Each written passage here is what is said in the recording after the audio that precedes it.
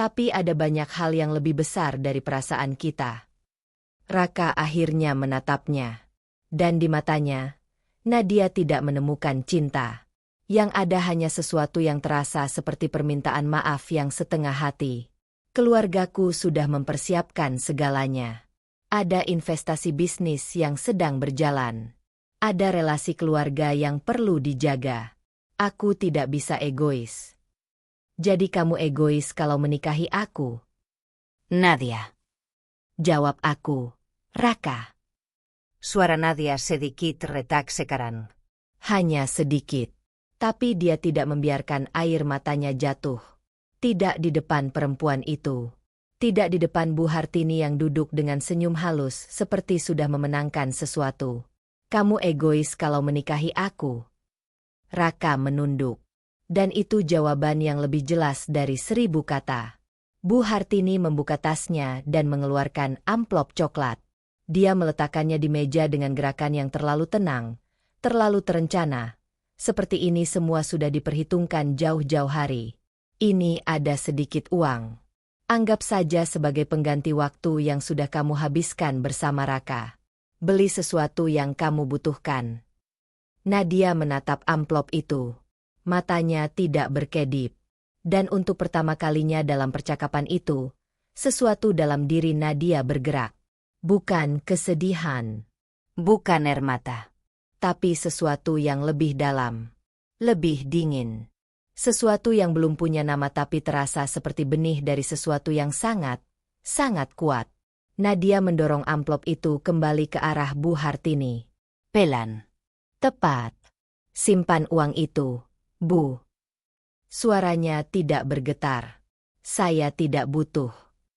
Bu Hartini mengernyit. Baru pertama kali ekspresinya retak sedikit. Nadia, jangan emosional. Saya tidak emosional. Nadia berdiri. Pelan. Tegak. Saya sangat tenang sekarang, Bu. Dan dalam ketenangan itu, saya ingin bilang satu hal. Nadia menatap Raka. Lalu ibunya. Lalu kembali ke Raka. Suatu hari nanti, kalian akan menyesal dengan keputusan ini. Bukan karena saya akan balas dendam. Tapi karena kalian baru akan sadar, terlambat, bahwa kalian baru saja kehilangan seseorang yang jauh lebih berharga dari semua relasi bisnis dan posisi sosial yang kalian puja. Keeningan. Bu Hartini tertawa kecil. Halus. Meremehkan. Nadia, itu kedengarannya terlalu dramatis untuk situasi ini. Mungkin. Nadia mengambil gelas tehnya yang belum sempat diminum. Dia meminumnya habis dalam satu tegukan. Lalu meletakkan gelas itu kembali ke meja dengan tenang. Tapi saya tidak bilang itu untuk membuat kalian percaya sekarang. Saya bilang itu supaya kalian ingat nanti. Nadia berjalan ke pintu. Di ambang pintu, dia berhenti sebentar. Tidak berbalik. Raka. Ya. Semoga kamu menemukan yang kamu cari. Dan Nadia melangkah keluar. Pintu rumahnya sendiri terasa asing di tangannya saat dia menutupnya dari luar. Nadia berjalan 40 meter dari rumahnya sebelum akhirnya dia berhenti di bawah pohon mangga tua di tepi jalan. Angin sore bertiup pelan. Dari kejauhan, suara adzan asyar mulai terdengar. Dan baru di sana, jauh dari pandangan siapapun, Nadia menangis. Bukan tangisan yang keras. Bukan yang menggelegar. Tapi tangisan yang paling menyakitkan di dunia. Tangisan yang ditahan terlalu lama sampai seluruh tubuh ikut gemetar. Tangisan yang tidak punya suara tapi punya bobot yang luar biasa. 2 tahun. 2 tahun dia mencintai Raka Pratama dengan caranya yang paling jujur. Menemaninya saat dia gagal ujian S2 dan tidak berani bilang ke keluarganya. Menyiapkan makanan untuknya saat dia sakit dan tidak ada yang merawat. Mendengarkan semua ceritanya, semua mimpinya, semua ketakutannya yang tidak pernah dia tunjukkan kepada siapapun. Dan hari ini, semua itu dibayar dengan amplop coklat dan kalimat, kondisi kalian tidak sebanding. Nadia menyeka air matanya. Sekali. 2 kali. Lalu dia berdiri tegak lagi. menatap langit yang mulai berubah warna menjadi jingga. Di pikirannya, kalimat Bu Hartini masih berputar. Kondisi kalian tidak sebanding. Baik. Nadia menarik napas dalam-dalam. Kalau begitu, ubah kondisinya. Malam itu, setelah Raka dan ibunya pergi, setelah suasana rumah kembali sepi dengan cara yang terasa berbeda dari sepi biasanya, Nadia duduk di kamarnya yang kecil. Ibunya, Bu Sari, mengetuk pintu pelan. Nad. Masuk, Bu. Bu Sari membuka pintu. Perempuan 48 tahun dengan rambut yang mulai memutih di pelipis dan tangan yang kasar, karena bertahun-tahun memegang jarum dan kain. Matanya bengkak. Dia sudah menangis tapi berusaha menyembunyikannya. Dia duduk di tepi tempat tidur Nadia. Tangannya menggenggam tangan putrinya. Kamu baik-baik saja? Iya, Bu. Hanggambong sama ibu. Nadia diam sebentar, lalu menggeleng pelan. Tidak baik-baik saja, tapi akan baik-baik saja. Bu Sari menghela napas panjang. Air matanya jatuh lagi tapi kali ini dia tidak menyekanya. Ibu minta maaf, Nat. Karena ibu tidak bisa memberikan yang lebih. Karena kita tidak kaya. Karena kita. Bu. Nadia menoleh. Jangan minta maaf untuk itu. Tapi kalau kita kaya, mungkin. Mungkin apa? Mungkin mereka mau menerima Nadia. Nadia menggeleng. Orang seperti itu, Bu, tidak peduli seberapa kaya kita. Mereka akan selalu mencari alasan untuk meremehkan orang lain. Itu bukan masalah uang. Itu masalah karakter mereka. Bu Sari menatap putrinya dengan ekspresi yang sulit dibaca. Campuran antara kagum dan sedih. Kamu terlalu dewasa untuk usiamu, Nat. Ibu yang mengajari saya. Nadia menggenggam tangan ibunya lebih erat. Ibu yang bilang bahwa harga diri tidak ditentukan oleh tebal tipisnya dompet. Ibu yang bilang bahwa perempuan yang kuat bukan yang tidak pernah jatuh, tapi yang selalu bangkit lagi. Bu Sari menangis dengan sungguh-sungguh sekarang. Tapi senyumnya juga ada. Dua hal itu hadir bersamaan di wajah perempuan sederhana itu dengan cara yang hanya bisa dimengerti oleh seorang ibu. Apa yang mau kamu lakukan sekarang? Nadia menatap langit-langit kamarnya. Di sana, tertempel selembar kertas lusuh yang sudah ada sejak dia SMA. Tulisannya sudah pudar tapi masih bisa dibaca. Mimpi tidak butuh izin siapapun untuk menjadi nyata. Saya akan kuliah lagi, Bu. Program beasiswa yang kemarin saya bilang. Tapi kali ini, Nadia akan ambil. Nadia akan serius.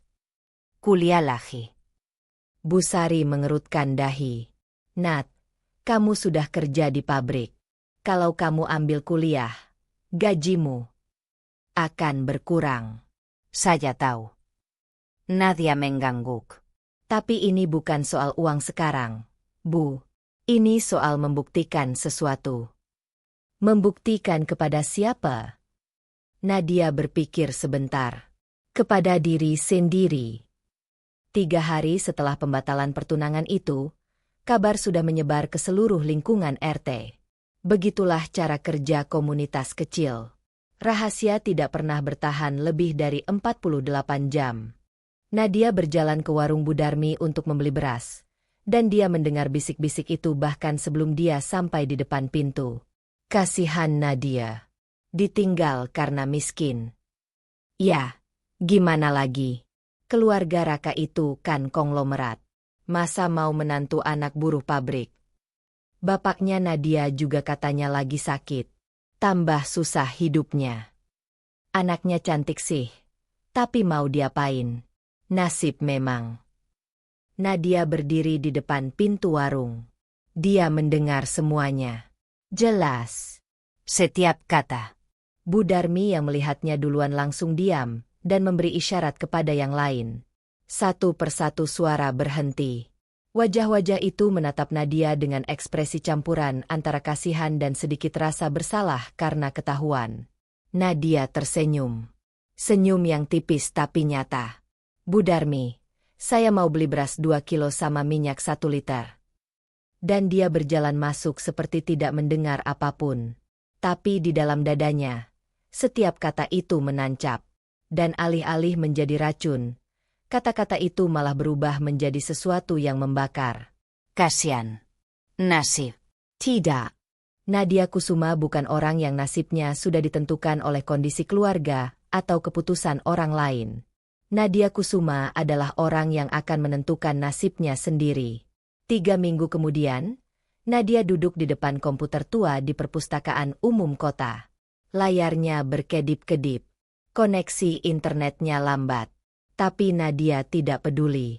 Di layar itu ada formulir pendaftaran beasiswa penuh dari Yayasan Pendidikan Maju Bersama untuk program Magister Manajemen Bisnis. Beasiswa ini mencakup semua biaya kuliah, biaya hidup, dan bahkan program magang di perusahaan-perusahaan mitra yayasan. Nadia sudah membaca syaratnya 20 kali. IPK minimal 3.5, surat rekomendasi dari 2 profesor, esai motivasi, dan wawancara langsung. IPK-nya 378. 2 suratnya sudah ada. Esainya sudah ditulis ulang 7 kali sampai dia puas. Dia mengklik tombol submit. Jantungnya berdegup keras.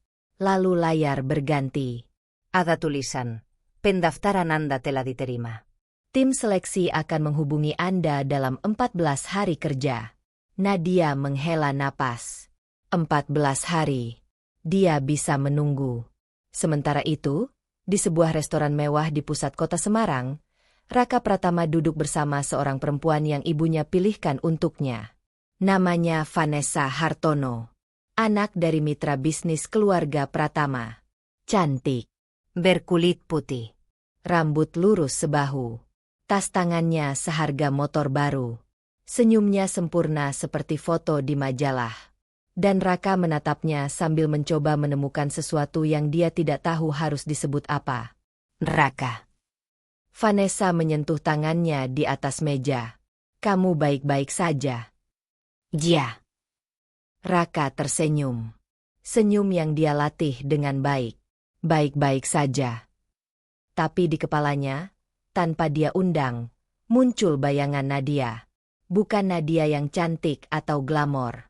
Tapi Nadia yang duduk di meja makan kecil itu. Nadia yang tidak menangis. Nadia yang mendorong amplop itu kembali dengan tenang. Nadia yang berdiri tegak dan berkata, suatu hari nanti, kalian akan menyesal. Raka mengangkat gelasnya dan minum dalam-dalam. Dia berusaha menghapus bayangan itu. Tapi bayangan itu tidak pergi semudah itu. 14 hari berlalu. Lalu 15. 16. Di hari ke-17, telepon Nadia berdering saat dia sedang makan siang di kantin pabrik. Nomor tidak dikenal. Kode area Jakarta. Halo, dengan Nadia Kusuma. Iya, saya sendiri. Selamat siang, Mbak Nadia. Saya dari Yayasan Pendidikan Maju Bersama. Kami ingin mengundang Mbak Nadia untuk wawancara seleksi beasiswa pada tanggal 22 bulan ini. Apakah Mbak Nadia bisa hadir di Jakarta? Nadia hampir menjatuhkan sendoknya. Bisa. Saya pasti bisa. Baik. Detail lokasi dan jadwal akan kami kirimkan via email. Selamat ya, Mbak Nadia. Dari ratusan pendaftar, Mbak Nadia masuk dalam 30 besar. Nadia menekan tombol merah. Menaruh ponselnya di meja. Menatap makanannya yang setengah dimakan. Dan untuk pertama kalinya dalam hampir sebulan, dia tersenyum. Senyum yang nyata. Dari dalam. Di meja sebelah, seorang rekan kerjanya melirik. Kenapa senyum-senyum sendiri, Nat? Tidak apa-apa. Nadia mengambil sendoknya lagi. Kumalahi ingat sesuatu. Perjalanan ke Jakarta adalah pertama kalinya Nadia naik kereta eksekutif. Bukan karena dia pilih yang mahal, tapi karena itu satu-satunya tiket yang tersisa 2 hari sebelum jadwal wawancara. Ibunya yang ngotot membelikannya meski Nadia protes. Kamu pergi buat masa depan. Ibu tidak mau kamu capek sebelum sampai. Nadia duduk di kursi yang empuk dan nyaman, menatap pemandangan sawah dan kota yang berlari di luar jendela. Di tangannya, lembar-lembar kertas berisi materi persiapan wawancara. Dia sudah membacanya berkali-kali. Dia tahu jawabannya. Dia siap. Tapi ada satu hal yang terus mengganggunya. Saat di stasiun Semarang tadi, dia melihat seseorang. Dari kejauhan. Raka. Bersama seorang perempuan yang cantik dan berpakaian mal. Mereka tertawa. Raka membawakannya tas. Mereka terlihat seperti pasangan yang sempurna di foto-foto majalah. Nadia berbalik dan berjalan ke arahnya sendiri sebelum mereka melihatnya. Di dalam kereta sekarang, Nadia menekan perasaan itu ke bagian yang paling dalam dari dirinya dan menguncinya di sana. Tidak ada waktu untuk itu sekarang. Ada wawancara yang harus dimenangkan. Ruang wawancara di lantai 23 gedung perkantoran di Jakarta itu terlihat sangat berbeda dari semua ruangan yang pernah Nadia masuki sebelumnya. Dindingnya kaca. Pemandangannya gedung-gedung pencakar langit Jakarta. Mehan yakayu gelap yang mengkilap.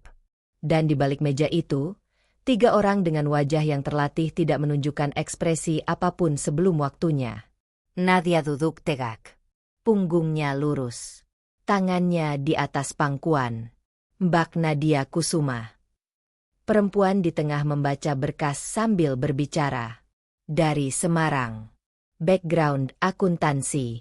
IPK 3.78. Saat ini bekerja di bagian administrasi keuangan pabrik tekstil. Dia menatap Nadia. Pertanyaan pertama kami sederhana. Kenapa Mbak Nadia mau mengambil risiko meninggalkan pekerjaan yang sudah ada untuk kuliah lagi? Nadia menarik napas. Dan dia bercerita. Bukan cerita tentang Raka atau tentang pembatalan pertunangan itu. Tapi cerita tentang mengapa dia ingin lebih. Tentang ibunya yang menjahit baju orang lain selama 30 tahun dan masih bertanya apakah uang di celengan cukup untuk bulan depan. Tentang ayahnya yang sakit dan harus bolak-balik rumah sakit dengan biaya yang membuat seluruh keluarga menahan napas setiap kali ada tagihan masuk. Tentang adik laki-lakinya yang berbakat di bidang matematika tapi tidak bisa melanjutkan ke universitas karena biaya. Saya tidak belajar karena ingin kaya, Pak, Bu. Nadia menatap ketiga pewawancara itu bergantian. Saya belajar karena saya ingin punya kemampuan untuk mengubah kondisi. Bukan hanya untuk keluarga saya, tapi untuk membuktikan bahwa keterbatasan finansial bukan batas dari mimpi seseorang. Keheningan sebentar. Lalu salah satu pewawancara, pria bertubuh kurus dengan kacamata bundar, menulis sesuatu di berkasnya sambil berkata pelan, hampir seperti bergumam, itu jawaban terbaik yang kami dengar hari ini. 3 minggu kemudian, surat resmi tiba. Nadia membacanya 3 kali sebelum dia percaya bahwa itu nyata. Dengan bangga kami informasikan bahwa saudari Nadia Kusuma terpilih sebagai penerima beasiswa penuh program Magister Manajemen Bisnis Yayasan Pendidikan Maju bersama tahun akademik ini. Beasiswa mencakup seluruh biaya pendidikan, tunjangan hidup bulanan, dan program magang eksklusif di perusahaan mitra. Bu Sari menangis begitu membacanya. Menangis keras, tidak ditahan, sambil memeluk Nadia. Ayah Nadia, Pak Hendra, yang sedang berbaring di tempat tidur karena kondisi kesehatannya, meminta Nadia membacakannya. Nadia membacakan sambil berusaha tidak menangis.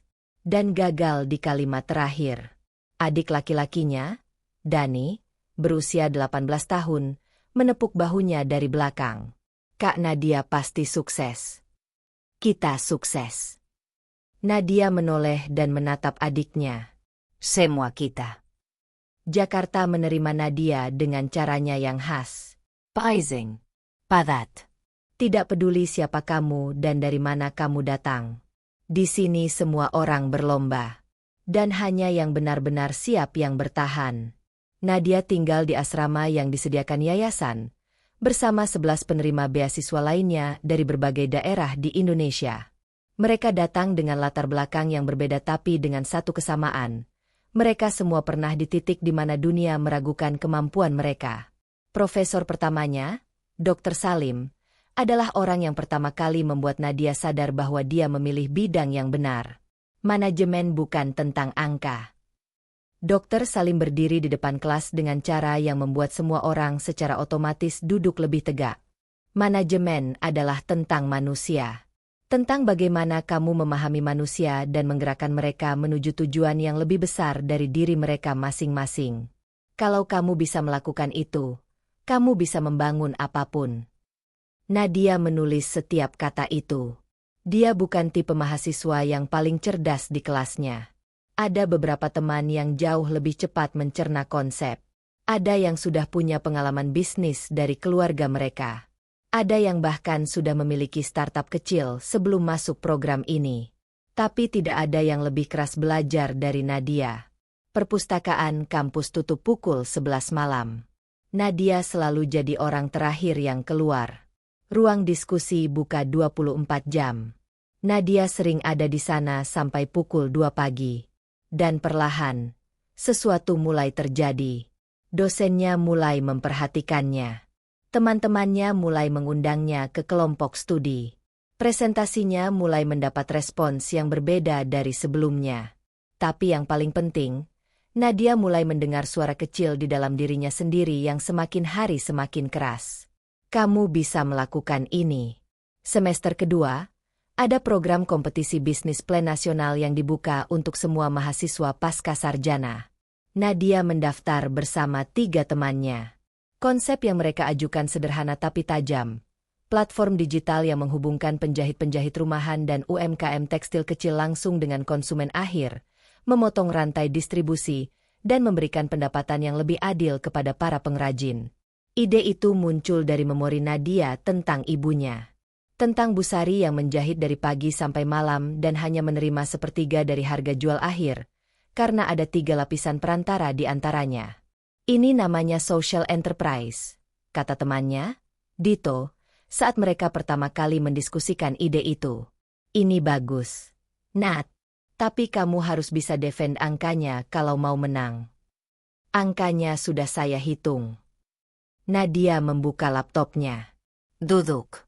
Saya jelaskan. Dan selama 2 jam berikutnya, Nadia menjelaskan proyeksi keuangan, analisis pasar, model monetisasi, dan roadmap implementasi yang sudah dia persiapkan selama 2 minggu terakhir dengan sangat rinci. Dito menatapnya dengan ekspresi yang campuran antara terkesan dan sedikit tidak percaya. Kamu menyiapkan ini semua sendirian? Sebagian besar. Nadia. Dito menyandarkan punggungnya di kursi. Kamu serius akan jadi orang yang berbahaya? Nadia tersenyum. Tidak menjawab. Tapi dalam hatinya ada sesuatu yang hangat. Mereka masuk final. Dari 272 tim dari seluruh Indonesia, tim Nadia masuk dalam 10 besar. Lalu 3 besar. Dan akhirnya berdiri di panggung kompetisi nasional di Jakarta Convention Center dengan 370 orang di auditorium memandangi mereka. Nadia yang presentasi. Sebelum naik panggung, Dito berbisik. Santai, Nat, kamu sudah siap. Aku tahu. Nadia mengencangkan klip mikrofone di kerah blazer hitamnya. Aku tidak gugup. Dan itu bukan kebohongan. Nadia tidak gugup. Dia justru merasa aneh tenangnya. Seperti semua yang sudah dia jalani selama 2 tahun terakhir, semua kepahitan dan kerja keras dan malam-malam tanpa tidur, semuanya bermuara ke momen ini. Dia naik ke panggung. Lampu sorot membuatnya tidak bisa melihat wajah-wajah di auditorium. Dan dia bicara. Bukan dengan suara yang gemetar atau kalimat yang dihafal.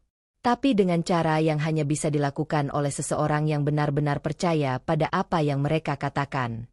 Dengan cara yang hanya bisa lahir dari pengalaman yang nyata. Ibu saya adalah seorang penjahit. Kalimat pertama Nadia membuat ruangan sedikit bergeser. 30 tahun, beliau menjahit baju orang lain. Dan 30 tahun itu, beliau menerima bayaran yang tidak sebanding dengan apa yang beliau berikan. Bukan karena beliau tidak berbakat. Bukan karena kualitas pekerjaannya buruk. Tapi karena sistemnya memang tidak dirancang untuk orang seperti beliau. Platform ini dirancang untuk mengubah sistem itu. Tim Nadia menang. Bukan hanya juara pertama. Tapi mereka juga mendapat tawaran langsung dari 3 investor yang hadir di auditorium. Malam itu, di sela-sela perayaan kecil bersama tim dan beberapa dosen, seseorang memotret Nadia saat menerima trofi. Foto itu diunggah oleh akun resmi kompetisi ke media sosial mereka dengan caption singkat, "The Future of Indonesian Social Enterprise." Nadia tidak tahu foto itu. Dia sedang menelepon ibunya. Ibu, kami menang. Keheningan sebentar. Lalu tangis Bu Sari meledak di telepon. Dan kali ini Nadia tidak berusaha menahan tangisnya sendiri. Sementara itu, di Semarang, Raka Pratama duduk di depan laptop di ruang kerjanya yang modern. Hari-harinya belakangan ini penuh dengan meeting dengan Vanessa dan keluarga Hartono. Persiapan pertunangan yang sudah direncanakan untuk 2 bulan lagi. Relasi bisnis yang semakin berkembang. Semua yang ibunya inginkan. Dari luar, semuanya sempurna. Tapi ada satu kebiasaan yang tidak bisa Raka hentikan. Sesekali, diam-diam, dia akan membuka media sosial dan mencari nama Nadia Kusuma. Nadia tidak aktif di media sosial. Profilnya sepi.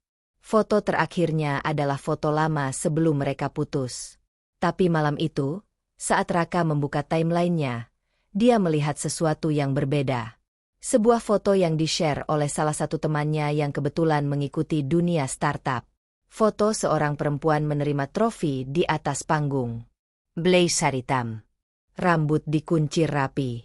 Senyum yang tidak dia kenal karena senyum itu terlalu percaya diri untuk perempuan yang dulu dia kenal. Tapi wajahnya. Wajah itu dia kenal. Raka memperbesar foto itu. Dan di bawah foto itu, caption yang dibaca Raka perlahan.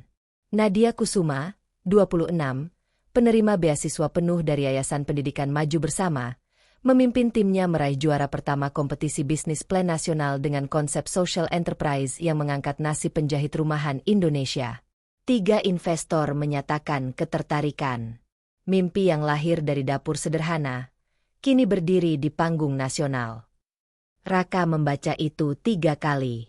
Dia menutup laptopnya, membukanya lagi, membaca sekali lagi. Lalu dia duduk diam di kursinya cukup lama.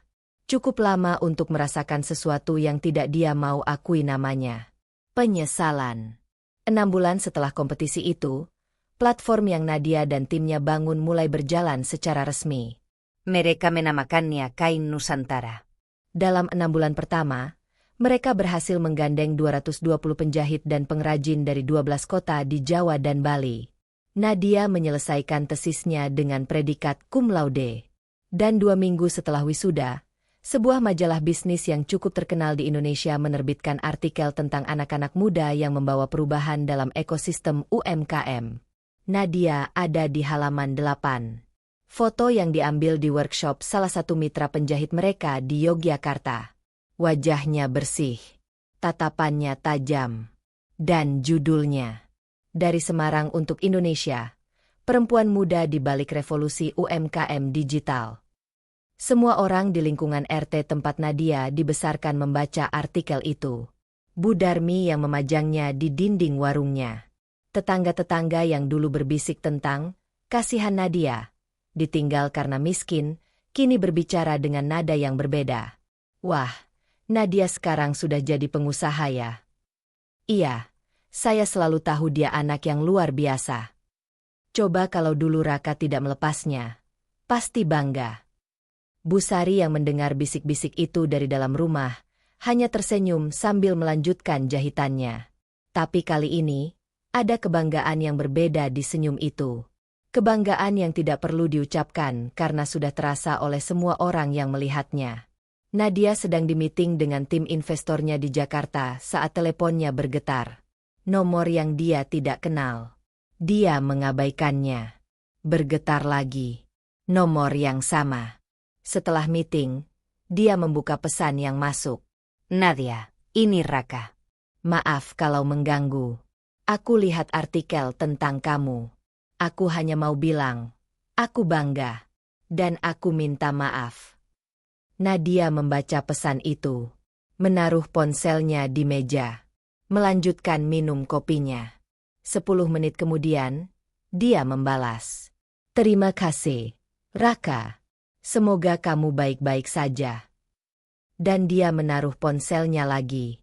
Tidak ada drama. Tidak ada amarah. Tidak ada kata-kata pedas yang ingin dia tulis tapi ditahan. Karena Nadia sudah melewati fase itu lama sekali. Di titik ini, Raka bukan musuh yang harus dikalahkan. Raka adalah bagian dari cerita yang membuatnya ke sini. Dan untuk itu, dengan caranya sendiri, Nadia bahkan tidak bisa sepenuhnya marah. Dia justru berterima kasih. Karena kalau hari itu Raka tidak melepasnya, mungkin Nadia tidak pernah menemukan jalan ini. Tapi cerita tidak berhenti di sana. Karena 3 bulan kemudian, sesuatu terjadi yang bahkan Nadia tidak antisipasi. Sebuah stasiun televisi swasta nasional sedang memproduksi serial dokumenter tentang pengusaha muda Indonesia yang memberikan dampak sosial. Dan nama Nadia Kusuma ada di daftar mereka. Tim produksi menghubungi Nadia melalui email resmi perusahaannya. Awalnya Nadia ragu. Dia bukan tipe orang yang suka perhatian. Tapi Dito dan tim meyakinkannya. Ini bukan tentang kamu, Nat. Ini tentang semua penjahit yang ada di platform kita. Ini kesempatan mereka untuk dikenal. Kalimat itu yang mengubah pikiran Nadia. Ini bukan tentang kamu. Baik. Syuting berlangsung selama 2 hari. Di workshop penjahit di Yogyakarta. Di kantor kecil tim kain Nusantara di Jakarta. Dan di rumah Busari di Semarang. Bagian yang paling Nadia tidak siapkan adalah saat kamera mengikutinya ke dapur rumah ibunya. Busari sedang menjahit di meja jahitnya yang sudah ada sejak Nadia kecil. Mesin jahit tua yang suaranya khas. Dan kamera merekam semuanya dengan diam. Nadia duduk di kursi yang sama dengan yang dulu dia duduki saat Busari mengajarinya cara memotong pola pertama kali. Bertahun-tahun lalu. Ibu tahu tidak bahwa semua ini dimulai dari sini, kata Nadia pelan. Hampir lupa ada kamera. Busari mengangkat kepala dari jahitannya. Dari mana? Dari sini. Dari dapur ini. Dari mesin jahit ini. Nadia menatap ibunya. Nadia lihat ibu bekerja setiap hari dan Nadia pikir, ini tidak adil. Orang yang bekerja sekeras-keras ini seharusnya dapat lebih. Dan itu yang Nadia coba perbaiki. Busari diam sebentar. Matanya berkaca-kaca. Kamu tidak pernah bilang itu. Nadia bilang sekarang. Adegan itu yang kemudian diputar sebagai pembuka episode dokumenter itu. Dan sesuatu yang tidak diprediksi siapapun pun terjadi.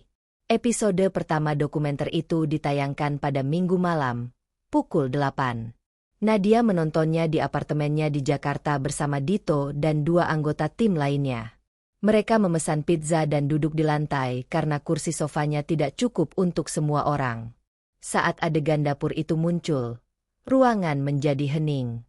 Dan saat kalimat Nadia tentang ibunya keluar, Nadia mendengar bunyi seseorang menarik napas pelan di sebelahnya. Nadia, kata teman perempuannya. Rina, dengan suara yang agak serak. Ini bagus banget. Ponsel Nadia mulai bergetar tanpa henti. Komentar di media sosial mulai membanjir. Bukan puluhan. Ratusan. Kemudian ribuan. Ini bikin nangis. Nadia Kusuma adalah perempuan yang kita semua butuhkan sebagai inspirasi. Saya mau daftar jadi mitra penjahit di kain Nusantara. Ya Allah, ibunya bikin nangis banget. Perempuan sekuat ini, dan dia masih bisa rendah hati. Luar biasa. Dan di antara ribuan komentar itu, satu nama yang Nadia tidak cari-cari muncul di sektion komentar akun televisi tersebut. Raka Pratama. Bangga melihat ini. Dia memang selalu luar biasa. Nadia melihatnya. Membacanya. Lalu scroll terus tanpa berhenti.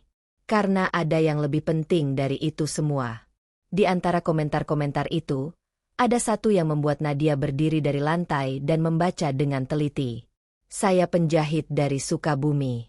Saya dengar program Kain Nusantara. Apakah saya bisa bergabung? Saya punya 4 anak dan suami saya baru kena PHK. kalau ada jalan, saya mau coba. Nadia screenshot komentar itu, lalu mengirim ke grup tim mereka. Cari kontaknya. Kita hubungi besok pagi. Tapi kisah karma yang sesungguhnya datang 2 minggu setelah penayangan dokumenter itu. Kai Nusantara mendapat tawaran kerjasama dari sebuah grup retail fashion terbesar di Indonesia. Mereka mau membawa produk-produk penjahit mitra Kai Nusantara ke jaringan toko mereka yang ada di 23 kota. Nilainya besar. Sangat besar. Lebih besar dari yang Nadia bayangkan saat pertama kali mendaftar beasiswa itu 2 tahun lalu. Nadia duduk di ruang meeting yang rapi di kantor grup retail itu. Di seberangnya, 2 eksekutif senior yang sudah berpengalaman puluhan tahun di industri fashion. Mereka membicarakan angka-angka. Nadia menjawab setiap pertanyaan dengan tenang dan tepat. Di akhir meeting, salah satu eksekutif itu, Pak Arman, menyodorkan tangannya.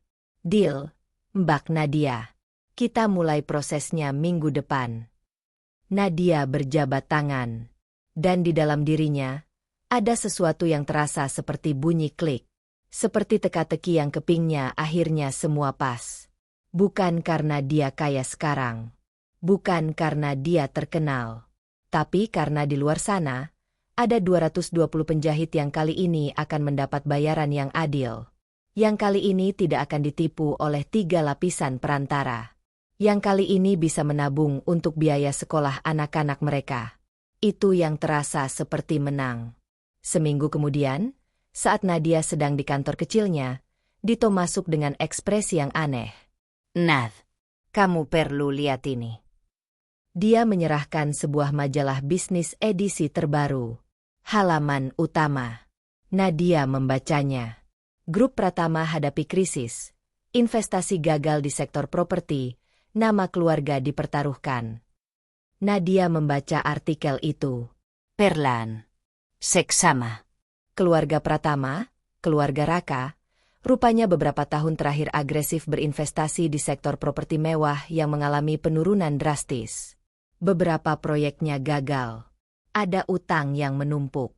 Dan kerjasama dengan keluarga Hartono, keluarga Vanessa, rupanya juga mengalami gesekan karena perbedaan visi bisnis.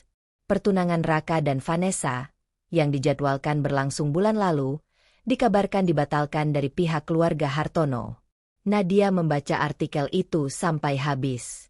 Meletakkannya di meja. Menatapnya sebentar. Lalu dia mengangkat bahunya.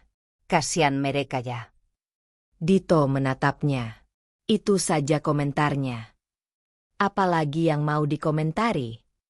Nadia membuka laptopnya. Kita ada meeting jam 3. Tolong siapkan datanya. Dito tertawa kecil, menggeleng, dan keluar dari ruangan. Nadia tidak menikmati kehatuan keluarga Pratama. Bukan karena dia orang yang terlalu baik untuk itu, tapi karena dia terlalu sibuk membangun sesuatu untuk sempat menengok ke belakang dengan amarah. Tapi karma memang bekerja dengan cara yang tidak perlu kita rencanakan. Karena beberapa hari setelah berita itu, Nadia mendapat telepon dari nomor yang sudah dia hapus dari kontaknya. Raka. Nadia menatap layar ponselnya berdering. Dia mengambilnya. Menahan napas sebentar. Lalu dia menjawab. Halo. Nadia. Suara Raka. Beda dari yang Nadia ingat. Levi Pelan. Tidak ada kepercayaan diri yang dulu selalu ada di setiap kata yang dia ucapkan. Aku minta maaf kalau mengganggu. Tidak mengganggu. Kenapa? Keheningan sebentar. Aku hanya ingin bilang sesuatu. Sesuatu yang seharusnya aku bilang 2 tahun lalu. Suara Raka terdengar seperti orang yang sudah menyiapkan kalimat ini berkali-kali tapi tetap tidak tahu cara mengucapkannya. Aku salah. Nadia. Waktu itu aku pengecut. Aku membiarkan orang lain memutuskan hidupku karena aku takut kehilangan kemudahan yang sudah ada. Dan aku memilih salah. Aku kehilangan orang yang seharusnya aku jaga. Nadia mendengarkan. Tidak memotong. Aku tidak mengharapkan apapun dari telepon ini. Aku tahu sudah terlambat. Aku Aku butuh kamu tahu bahwa aku menyesal. Benar-benar menyesal. Keeningan. Nadia menatap keluar jendela kantornya. Gedung-gedung Jakarta yang berdiri kokoh di bawah langit sore yang mulai berwarna jingga. Raka, kata Nadia akhirnya. Suaranya tenang. Tidak dingin. Tapi juga tidak hangat. Hanya tenang. Aku dengar kamu. Dan aku menerima permintaan maafmu. Nadia. Tapi itu tidak mengubah apapun. Bukan karena aku masih marah. Aku sudah lama tidak marah. Nadia menarik napas. Tapi karena hidupku sudah berjalan ke tempat yang berbeda. Dan aku bahagia di tempat itu. Aku mengerti. Aku harap kamu juga baik-baik saja. Raka. Dengan sungguh-sungguh. Bukan sekedar basa-basi. Terima kasih, Nadia. Jaga dirimu. Dan Nadia menutup telepon. Dia duduk diam sebentar. Menatap ponselnya yang kini hitam layarnya. Lalu dia tersenyum. Bukan senyum yang pahit atau triumfan. Tapi senyum seseorang yang baru saja melepas sesuatu yang sudah lama ingin dilepas tanpa sadar. Bebas. Kain Nusantara terus tumbuh. 1 tahun setelah kerjasama dengan grup retail nasional itu, mereka sudah punya lebih dari 800 penjahit mitra dari 16 provinsi. Turnover mereka menembus angka yang bahkan Nadia sendiri sempat ragu bisa dicapai dalam waktu secepat ini. Dan sesuatu yang tidak Nadia rencanakan terjadi. Yayasan internasional yang berbasis di Jenewa, yang bergerak di bidang pemberdayaan ekonomi perempuan, memasukkan Kain Nusantara dalam daftar program yang mereka pertimbangkan untuk didukung secara global. Nadia mendapat undangan untuk hadir dalam sebuah forum di Singapura. Forum yang mengumpulkan social entrepreneur terbaik dari Asia Tenggara. Malam sebelum terbang ke Singapura, Nadia pulang ke Semarang. Dia duduk di teras rumah bersama ibunya. 2 gelas teh manis di antara mereka. Suara jangkrik dari kebun kecil di samping rumah.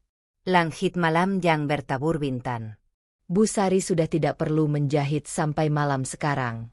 Dengan pendapatan dari program Mitra Kain Nusantara yang Nadia khusus buat untuk ibunya dengan status yang sedikit lebih baik dari mitra biasa, ditambah dengan kiriman Nadia setiap bulan, kondisi keluarga mereka sudah jauh lebih stabil. Ayah Nadia sudah lebih sehat. Pengobatannya lebih teratur. Dani sudah masuk universitas dengan beasiswa yang Nadia bantu urus. Besok pagi kamu berangkat? Tanya Bu Sari. Iya, Bu. Subuh. Bu Sari mengangguk pelan. Menatap langit. Ibu masih ingat malam setelah Raka dan ibunya datang. Bu Sari berkata pelan, tanpa menatap Nadia. Malam itu ibu sudah tidak ada harapan. Nat, ibu pikir hidup kita memang sudah segini. Tidak akan lebih. Dan ibu takut kamu juga akan menyerah. Nadia diem. Mendengarkan. Tapi kamu tidak. Bu Sari akhirnya menatap putrinya. Kamu malah pergi lebih jauh dari yang ibu bayangkan. Ibu yang mengajari Nadia caranya. Tidak. Bu Sari menggeleng. Ibu cuma menjahit. Kamu yang membuatnya jadi sesuatu yang berarti. Nadia meraih tangan ibunya. Menggenggamnya. 2 perempuan yang duduk di teras rumah sederhana yang sama seperti 2 tahun lalu. Tapi dengan dunia yang sudah berbeda sepenuhnya. Forum di Singapura berlangsung 3 hari. Nadia bertemu dengan orang-orang dari berbagai negara yang membangun sesuatu dari nol dengan cara yang sama seperti yang dia lakukan. Dengan keyakinan. Dengan kerja keras. Dan dengan pemahaman bahwa bisnis yang paling bertahan adalah bisnis yang memberi dampak nyata pada manusia. Di hari terakhir forum, ada sesi panel di mana Nadia diundang berbicara bersama 4 orang lainnya. Moderator bertanya kepada semua panelis, apa momen di mana Anda hampir menyerah? Dan apa yang membuat Anda tidak jadi menyerah? Saat giliran Nadia, aula yang berisi sekitar 400 orang dari berbagai negara menjadi hening. Nadia berpikir sebentar. Lalu dia berbicara. Ada 1 hari, katanya, dalam bahasa Inggris yang ternyata fasih setelah 2 tahun dia perbaiki. Saat seseorang memberitahu saya bahwa saya tidak cukup baik. Bukan secara langsung. Tapi melalui tindakan mereka. Mereka meninggalkan saya karena saya tidak punya uang, tidak punya status, tidak punya keluarga yang kaya. Dan kalimat yang saya dengar waktu itu adalah, kondisi kalian tidak sebanding. Beberapa orang di auditorium mengangguk pelan. Ekspresi yang mengenali sesuatu. Hari itu saya hampir menyerah. Bukan karena mereka meninggalkan saya, tapi karena ada bagian kecil dari saya yang hampir percaya pada apa yang mereka katakan. Bahwa mungkin mereka benar. Mungkin saya memang tidak cukup. Nadia berhenti sebentar. Tapi ada suara yang lebih keras dari itu. Suara yang bilang, kalau kamu tidak cukup sekarang, jadilah cukup. Kalau kamu tidak sebanding sekarang, buat dirimu sebanding. Bukan untuk membuktikan kepada mereka, tapi untuk membuktikan kepada dirimu sendiri bahwa kamu lebih dari apa yang mereka pikirkan. Keeningan. Lalu tepuk tangan. Bukan yang sopan, yang sungguhan. Yang tumbuh dari dalam auditorium karena kata-kata itu menyentuh sesuatu yang universal. Rekaman panel itu viral di media sosial dalam waktu 24 jam. Bukan hanya di Indonesia, tapi di berbagai negara Asia Tenggara. Versi subtitle bahasa Indonesianya ditonton lebih dari 2 juta kali dalam 3 hari. Komentarnya banjir dari berbagai arah. Ini yang saya butuhkan dengar hari ini. Perempuan ini adalah definisi bangkit. Saya nangis nonton ini. Saya juga pernah ada di posisi itu. Dan kemudian stasiun televisi nasional yang pertama membuat dokumenter itu menghubungi manajer Nadia. Mereka ingin membuat episode spesial. Interview eksklusif. Prime time. Ditayangkan live. Interview itu ditayangkan pada Sabtu malam, pukul 7. Nadia duduk di studio yang terang. Di seberangnya, presenter senior yang sudah 20 tahun di industri ini, perempuan bernama Mbak Tiwi, menatapnya dengan ekspresi yang sudah terbiasa menghadapi narasumber dari berbagai latar belakang. Tapi ada sesuatu di matanya yang berbeda saat menatap Nadia.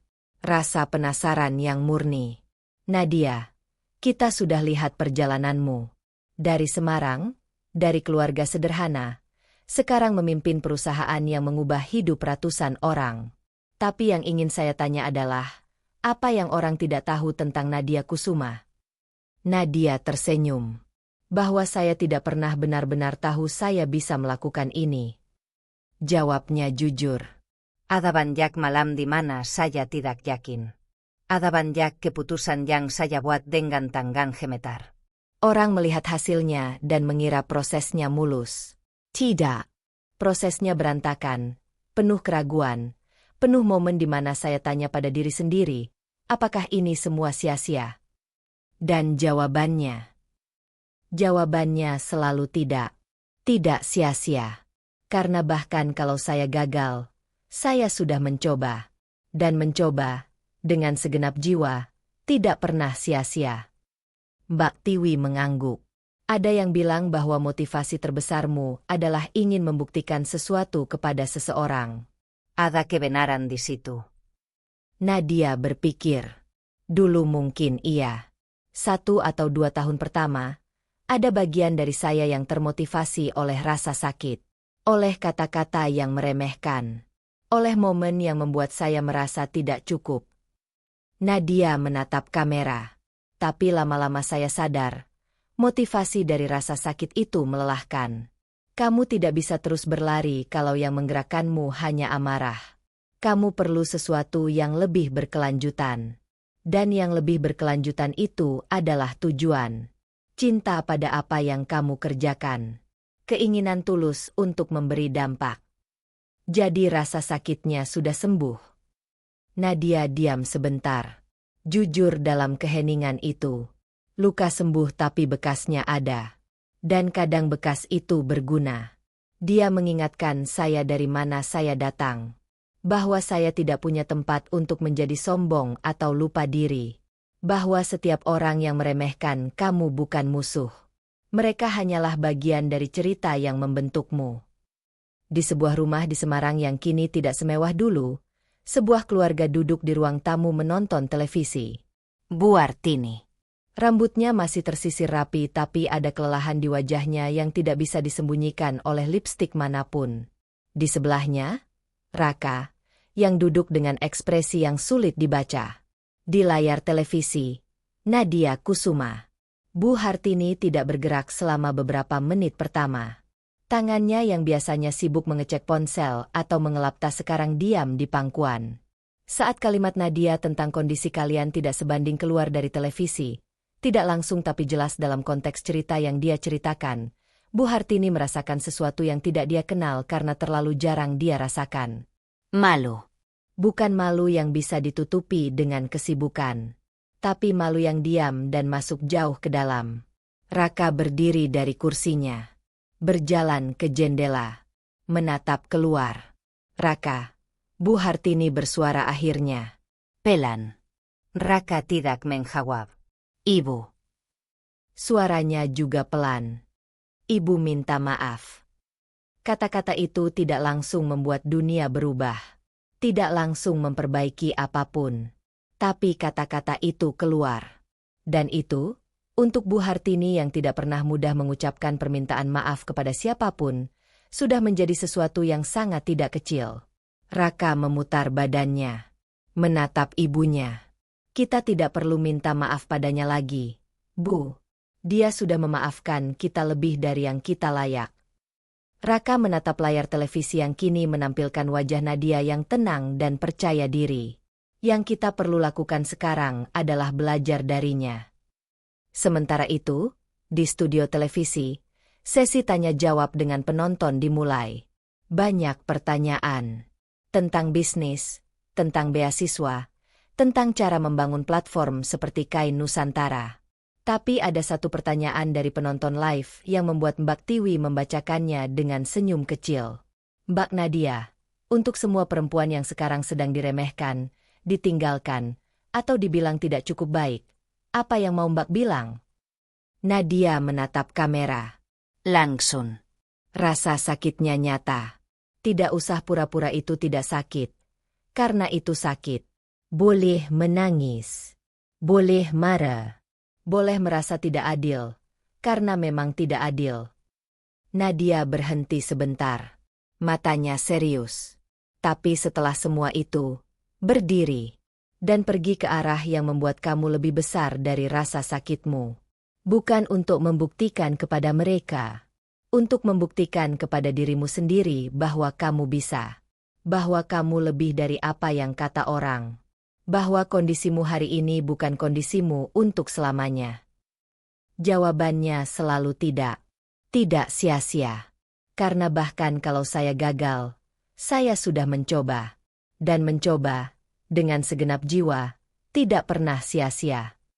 Mbak Tiwi mengangguk. Ada yang bilang bahwa motivasi terbesarmu adalah ingin membuktikan sesuatu kepada seseorang. Ada kebenaran di situ. Nadia berpikir.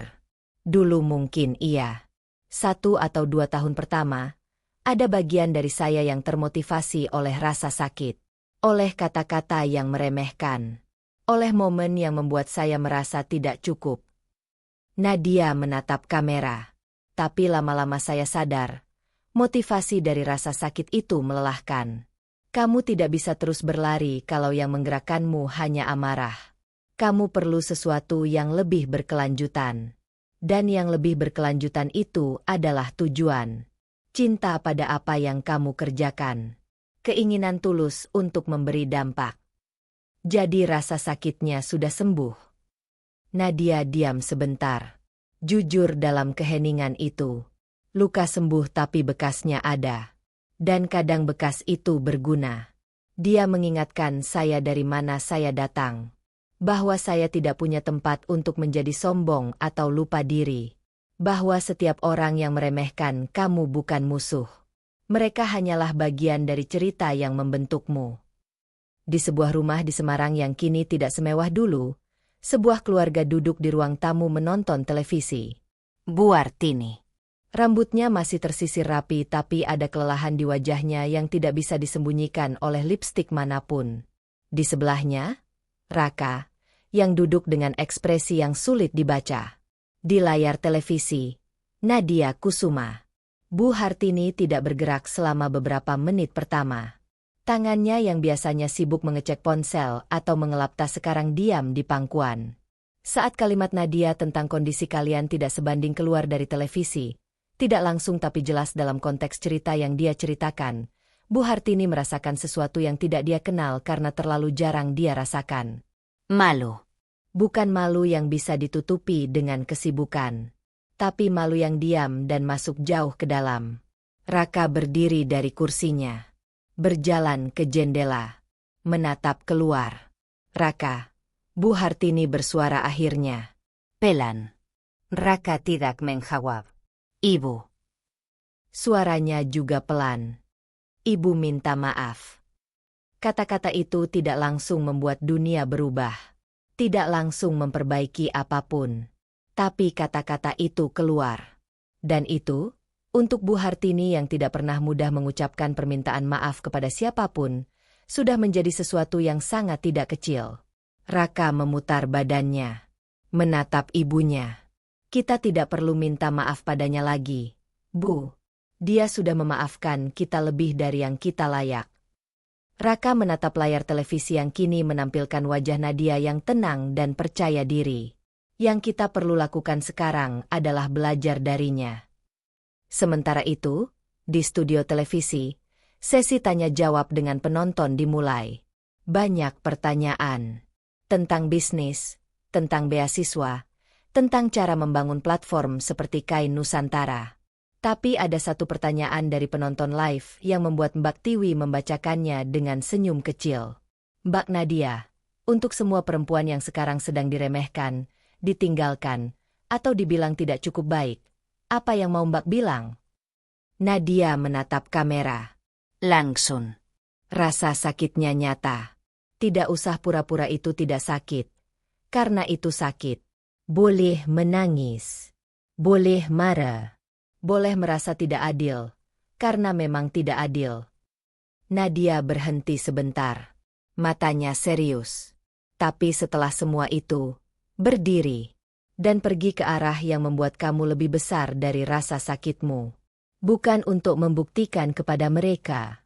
Untuk membuktikan kepada dirimu sendiri bahwa kamu bisa. Bahwa kamu lebih dari apa yang kata orang. Bahwa kondisimu hari ini bukan kondisimu untuk selamanya. Dunia tidak selalu adil. Tapi kamu bisa adil kepada dirimu sendiri dengan tidak menyerah pada kata orang.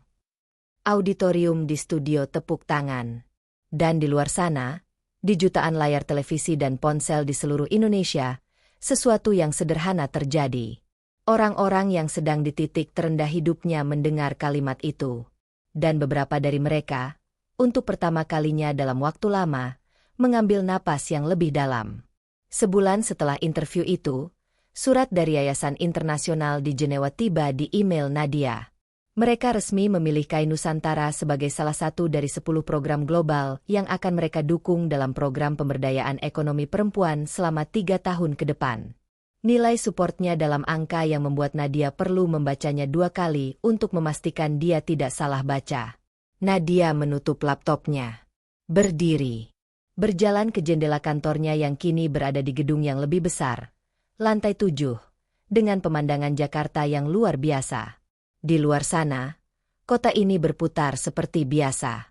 Padat, bising, penuh orang yang masing-masing membawa ceritanya sendiri. Dan di antara semua itu, ada Nadia Kusuma. Anak seorang buruh pabrik dan penjahit dari pinggiran Semarang. Yang 2 tahun lalu duduk di dapur rumah sempit dengan amplop coklat di depannya dan kalimat kondisi kalian tidak sebanding masih bergema di telinganya.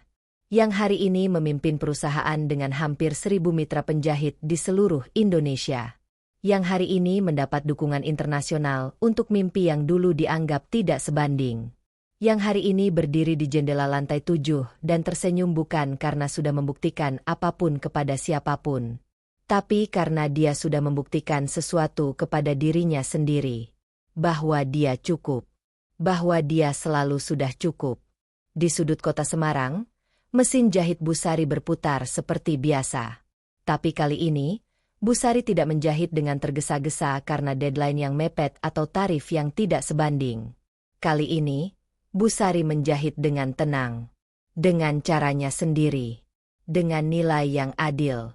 Dan sesekali, di sela-sela jahitannya, Bu Sari akan berhenti sebentar, memandangi foto di dinding. Foto yang diambil malam wisuda Nadia. Ibu dan anak, berdiri di depan kampus besar yang dulu terasa terlalu jauh untuk dijangkau oleh orang seperti mereka. Bu Sari tersenyum, lalu melanjutkan jahitannya. Karena masih ada banyak hal yang perlu dikerjakan.